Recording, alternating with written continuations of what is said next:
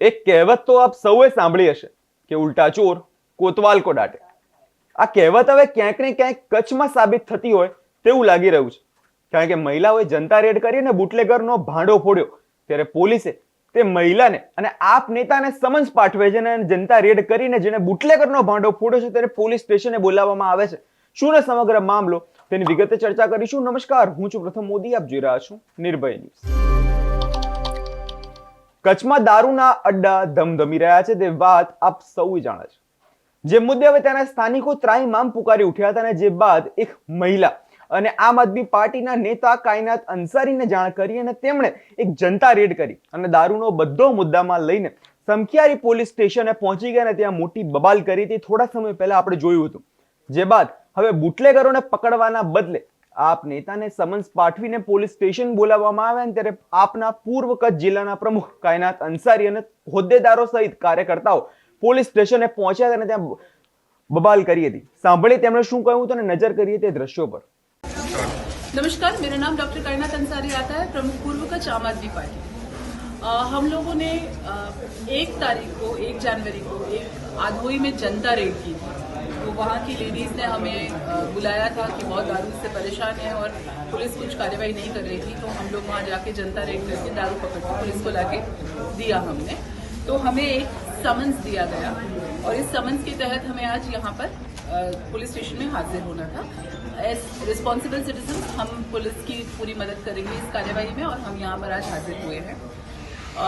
और दूसरा नोटिस हमें 20 तारीख का भी आज ही दे दिया गया है क्योंकि हमें अगली जो तारीख है वो 20 तारीख को हमें यहाँ हाजिर होना है। हाजिर हम हो जाएंगे। लेकिन एक बात जो मैं जनता से पूछना चाहती हूँ, जो मैंने इंस्पेक्टर साहब से कही कि वो लोग कह रहे हैं कि आपने जनता रेड किस हक से की।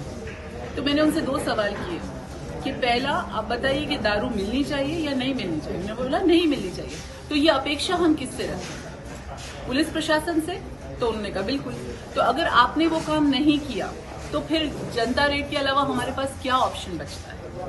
तो इसीलिए जनता रेड हुई है। हम पुलिस के साथ हैं। कभी भी हमें ऐसा कुछ भी इंफॉर्मेशन होगी हम जरूर पुलिस के साथ साझा करेंगे। लेकिन हम ये चाहते हैं कि पुलिस सक्रियता से उस एरिया की सारी जो परेशानियां हैं, जितने भी दारू के पॉइंट है वो बंद कराएं। ऐसी हमारी पुलिस प्रशासन से मांग है और हम आगे भी कोऑपरेट करेंगे। लेकिन हम चाहते हैं कि इस पर सख्त से सख्त कार्रवाई हो। Thank you.